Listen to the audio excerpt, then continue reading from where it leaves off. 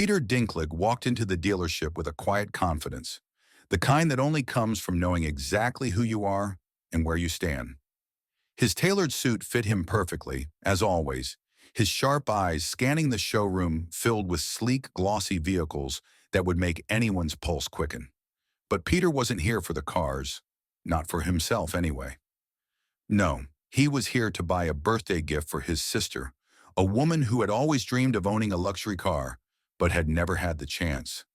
It had been years since he'd seen her smile like that, the way she did when they were kids, full of hope and ambition. Now Peter wanted to give her something that would make her feel the same way again, something that showed her she was deserving of everything she'd ever wanted. As he stepped into the showroom, the chatter among the staff quieted. Eyes followed him, assessing his height, his stature. Everything about him screamed different. Some tried to hide it, others made no attempt. But Peter didn't care. He had long stopped worrying about what people thought of him. What did bother him, however, was the way the salesman looked at him as if he didn't belong. It was subtle at first, a glance here, a raised eyebrow there. But Peter had learned to read those looks. They said it all. "Can I help you, sir?" The voice that broke his reverie belonged to a young salesman named Daniel, barely out of his 20s, his suit too big for his slender frame. He was polite, but Peter could tell the hesitation in his eyes. The hesitation that came from years of conditioning to see people like Peter as less than. "I'm interested in one of the cars," Peter said, his voice calm but firm. "The Porsche 911, the one by the window." Daniel's eyes flickered nervously over Peter's appearance, and then, as if catching himself, he nodded. "Of course, sir. Let me just get Blake." "Blake?" Peter raised an eyebrow. He had a feeling about who this Blake was. "Yes, he's our sales manager. He'll be able to assist you with any questions you might have." Daniel's voice trailed off, a little too eager to get away, as if he'd already decided that Peter was no more than a window shopper. Within moments, Blake Thompson appeared, a tall man with slicked-back hair and a smile that barely masked his arrogance. His eyes ran over Peter's appearance. His suit wasn't the latest fashion, but it was perfectly tailored to his frame. His polished shoes clicked softly on the marble floors, but there was a subtle change in Blake's demeanor when he looked Peter up and down. It was a flicker, barely noticeable, but Peter caught it. "Can I help you, sir?" Blake's smile was the kind that tried too hard to appear genuine, but Peter could see it wasn't. The condescension was hidden behind the smooth words. "I'm interested in the Porsche," Peter said simply, gesturing toward the sleek silver car by the window. "For my sister's birthday." Blake's eyes narrowed slightly, then flickered back to Peter's face, trying to assess him. "That's a fine choice, sir, but—" He paused just long enough for Peter to feel the unspoken judgment. "This particular model isn't exactly affordable for everyone." Peter's brows furrowed. He knew exactly what Blake was implying. It wasn't about the car, it was about him. The way he was dressed, the way he looked, the way people like him weren't supposed to belong in places like this. "I can afford it," Peter said, his voice steady. He didn't need to explain, but the words tumbled out anyway. "I'll pay in cash." Blake's smile faltered for a split second, then returned, a little too wide now, almost mocking. "Cash, huh? Well, that's a new one," he said with a small laugh, as if the idea of a man like Peter paying for a luxury car with cash was laughable.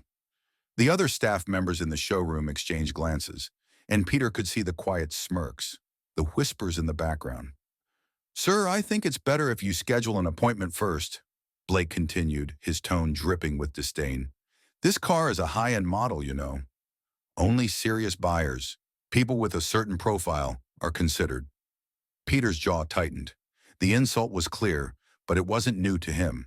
It was something he'd faced his whole life, the subtle and sometimes not so subtle reminders that people like him weren't meant to exist in spaces like this. But it didn't matter. What mattered was his sister and the joy he would see on her face when she finally drove away in the car of her dreams. "I don't need an appointment," Peter replied, his voice still calm, though the sting of Blake's words was starting to burn. "I'm prepared to make the purchase today. You can check my credentials if you need to, but I won't be coming back another time to entertain this. Blake's face twisted into an expression of faux politeness, the kind you give when you're losing control. I'm afraid we don't do business like that here, sir, he said dismissively. You'll need to. Blake, a voice interrupted from behind. The owner of the dealership, Richard Mason, emerged from his office, sensing the tension in the air. What's going on here? Peter turned to face Richard. His eyes were sharp, but his posture was unshaken. I'm here to buy a car for my sister's birthday, but it seems there's a problem with how I'm being treated. Is this how you run your dealership? Richard's face shifted as he looked between Blake and Peter, his eyes widening with realization. I'm terribly sorry, Mr. Dinklage, he said, his voice suddenly polite. Please let me handle this. Peter didn't respond. He didn't need to. The damage had already been done.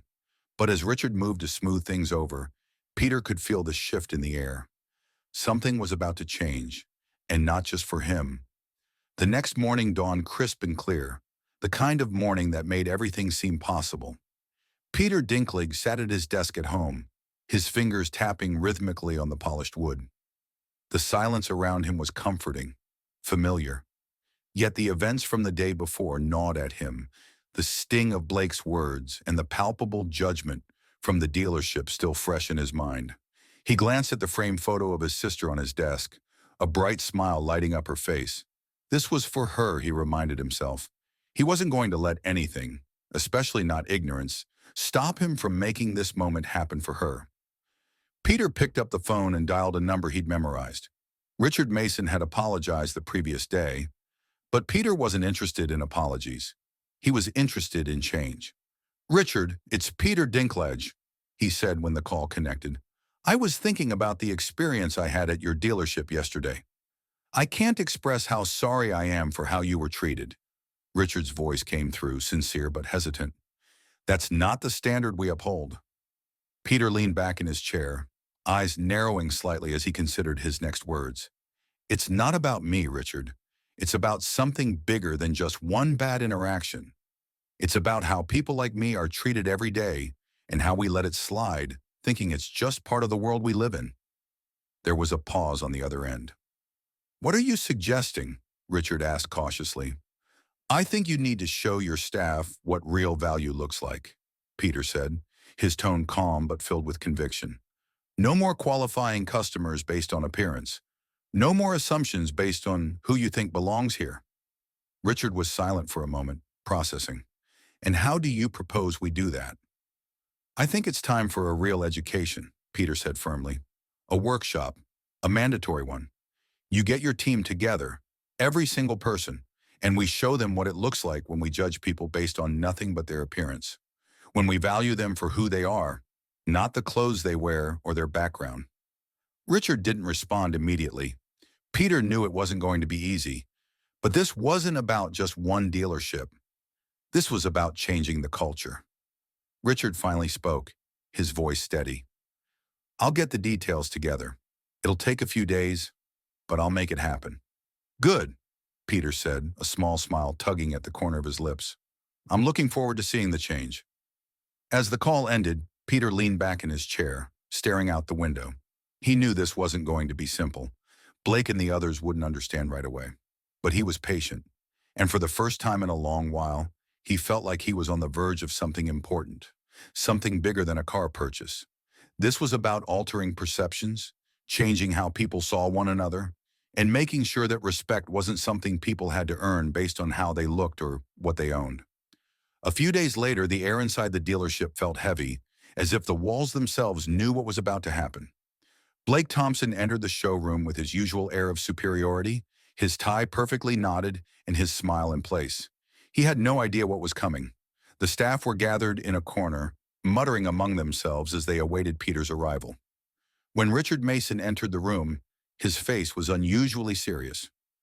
Everyone, please gather around, Richard said, his voice cutting through the hum of quiet chatter. We've got something important to discuss today. Peter Dinklage has graciously agreed to help us with something. Blake straightened up, his confusion evident.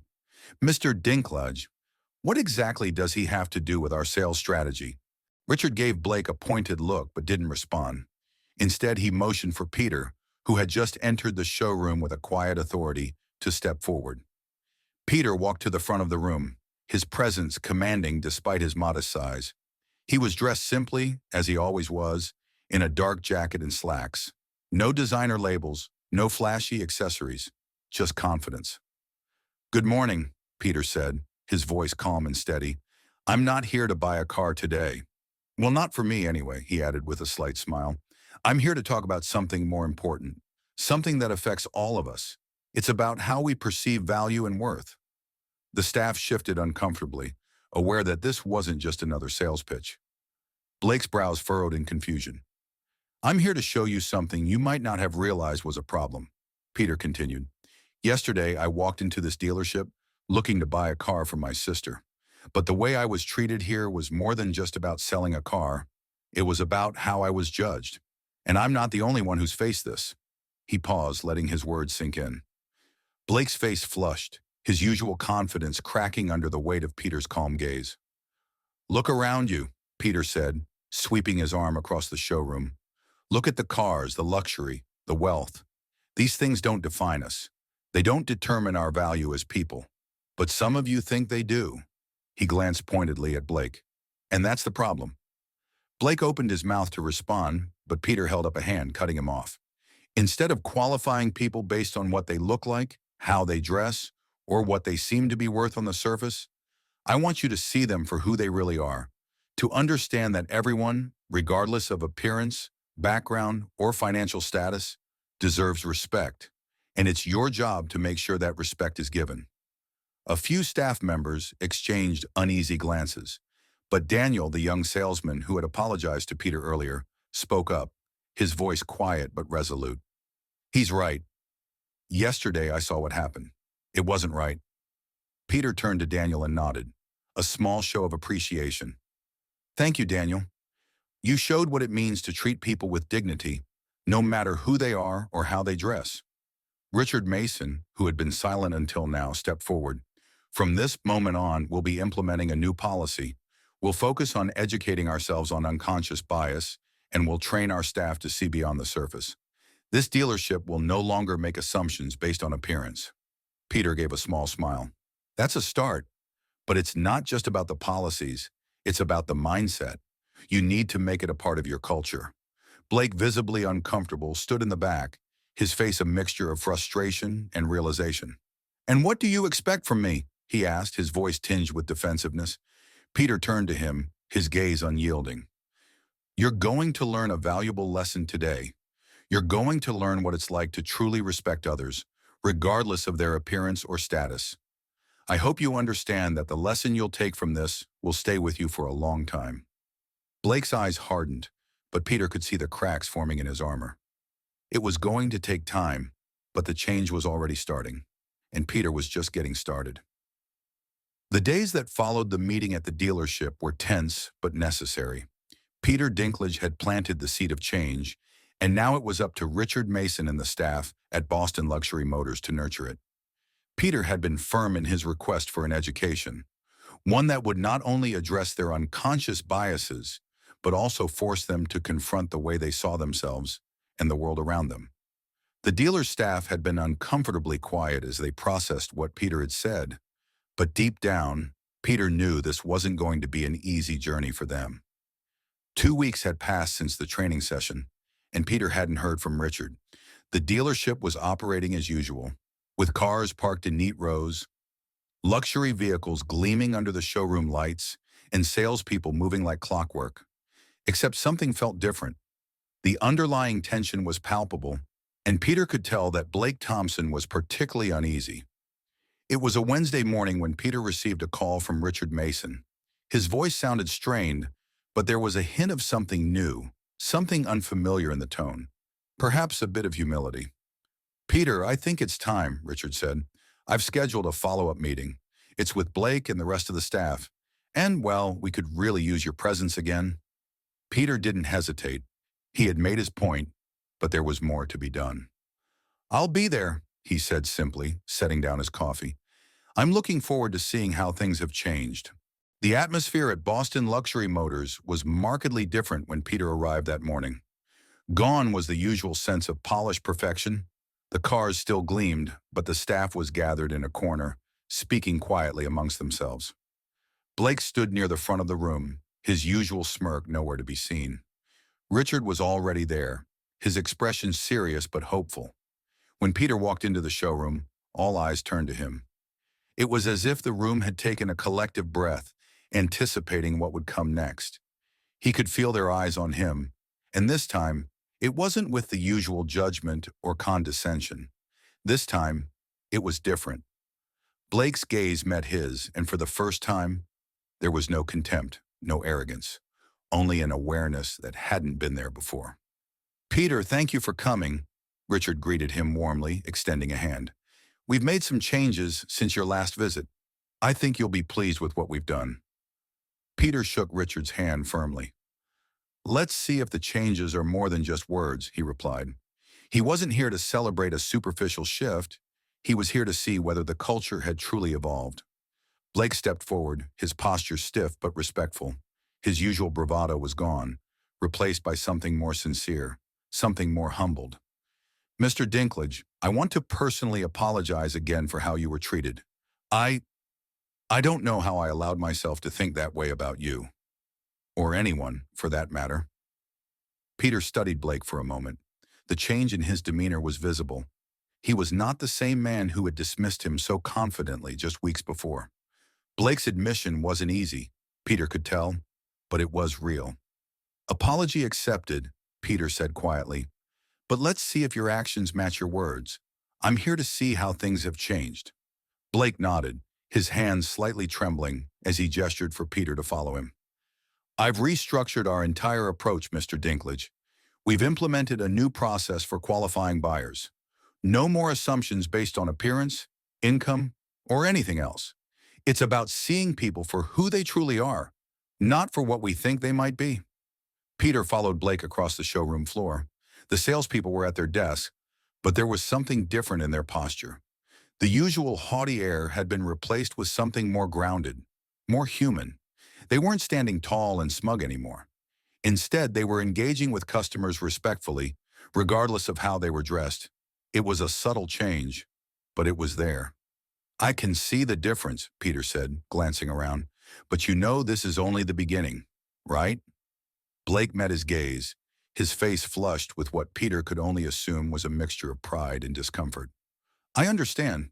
I know we have a long way to go, but I'm committed to seeing it through. We're all committed." Richard stepped forward, joining them. "We've also brought in experts to help with unconscious bias training," he said, "and we've incorporated it into our daily operations. No more discrimination based on what someone wears or how they look. It's about treating everyone the same, giving them the same respect." Peter nodded, his eyes narrowing as he scanned the showroom once more. It was clear that the staff was genuinely trying to change. There was no arrogance, no air of superiority hanging over them anymore. They were focused on the customers, on making them feel valued, regardless of their social status or their appearance. "That's a good start," Peter said, his voice even. "But you need to keep pushing. Don't stop here. Keep working on it. Keep teaching your team to look beyond the surface." Blake nodded again. "We will. We'll keep working on it every day." Peter's gaze softened slightly. "Good, because this isn't about buying cars. It's about changing people's hearts and minds." Later that afternoon, as Peter prepared to leave, he saw Blake standing alone near the window, staring out at the cars. For a moment, the man seemed lost in thought, his usual confidence replaced by something more contemplative. Peter approached him slowly, not wanting to intrude, but knowing that the conversation wasn't quite finished. "You've come a long way," Peter said quietly.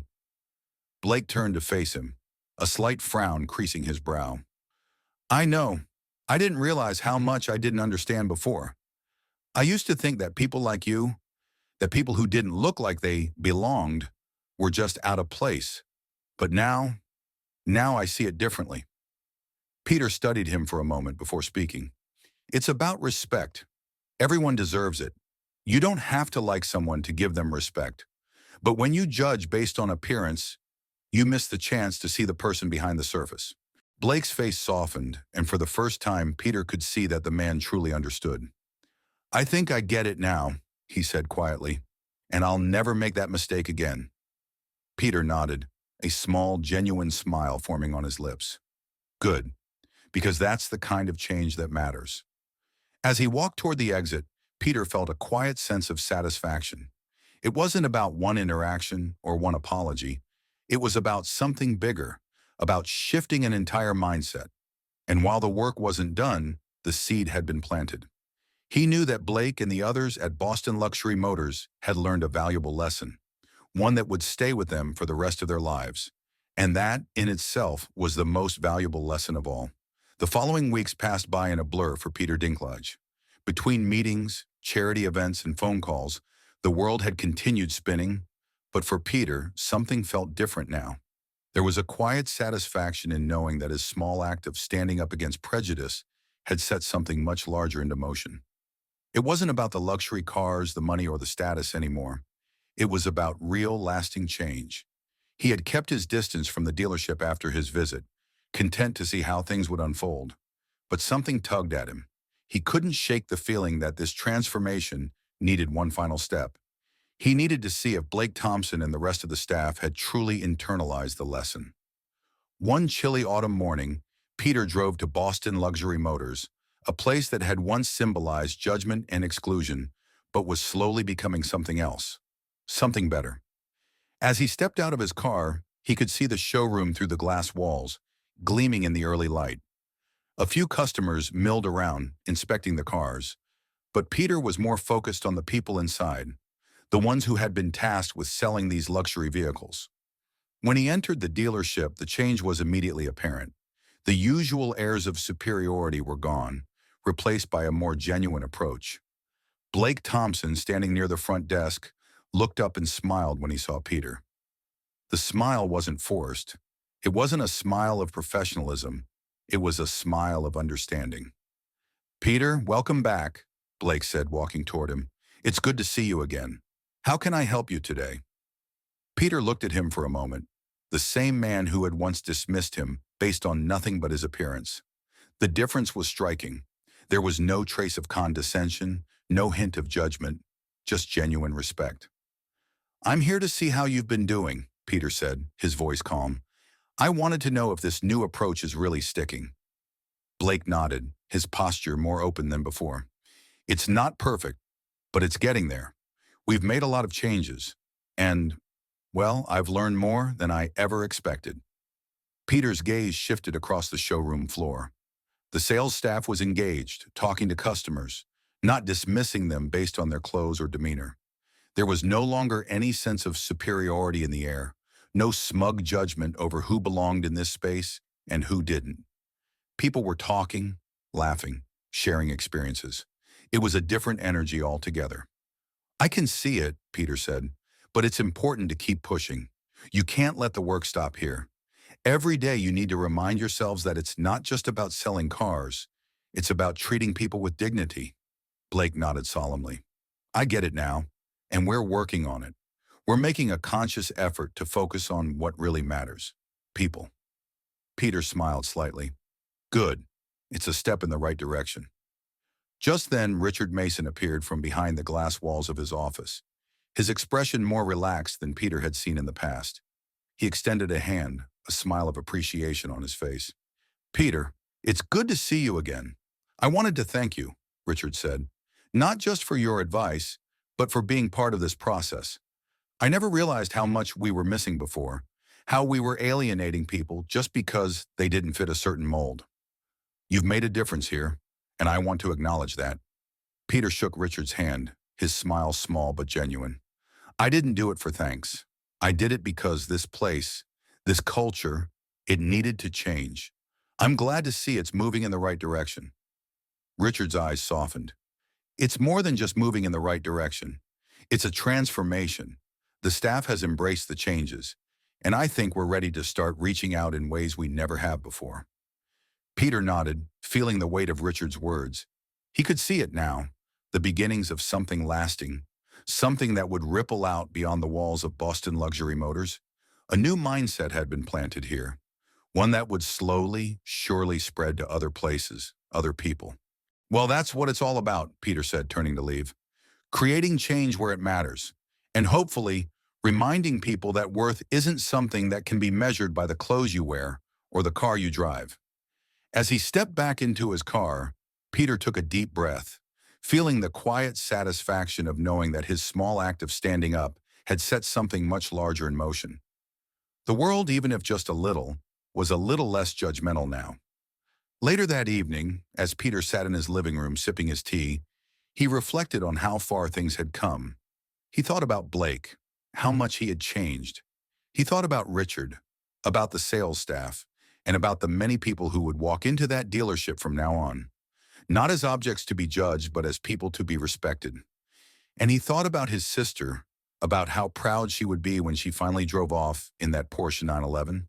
But more than that, he thought about the world that was just a little bit better now. Because at the end of the day, this wasn't just about one car or one man. This was about a shift in how people treated each other, how people saw one another, and how worth, true worth, was finally being measured the right way. As the evening light dimmed and the world outside settled into quiet, Peter felt a sense of peace wash over him. The change he had set in motion would continue, far beyond Boston luxury motors. It would continue wherever people chose to see each other, not for what they wore or what they owned, but for who they truly were. And that, Peter thought, was worth everything.